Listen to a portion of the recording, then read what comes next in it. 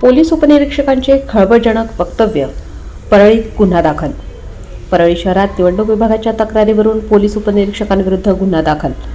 परळी तहसील कार्यालयातील नायब तहसीलदार अण्णा वंजारे निवडणूक यांनी परळी शहर पोलीस ठाण्यात दिलेल्या तक्रारीवरून पोलीस उपनिरीक्षक रणजित कासले यांच्याविरुद्ध गंभीर स्वरूपाचे गुन्हे दाखल करण्यात आले आहेत.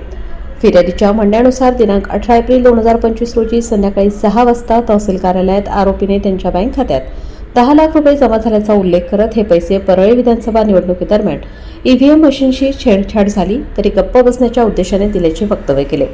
तसेच आरोपी कासले यांनी माध्यमांसमोर विधान करत म्हटले की आम्ही अशाच पद्धतीने निवडणुका जिंकतो आणि हेच संपूर्ण सरकार निवडून आले आहे.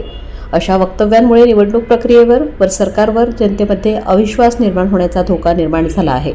या वक्तव्याचे समाज माध्यमांवर प्रसारण झाल्याने निवडणूक आयोगाची व शासनाची प्रतिमा मलिन झाल्याचा आरोप फिर्यादीने केला आहे. या प्रकरणी परळी शहर पोलीस ठाण्याअंतर्गत गुन्हा नोंदवण्यात आला आहे. या घटनेमुळे परळी परिसरात खळबळ उडाली असून पुढील तपास परळी शहर पोलीस करीत आहेत.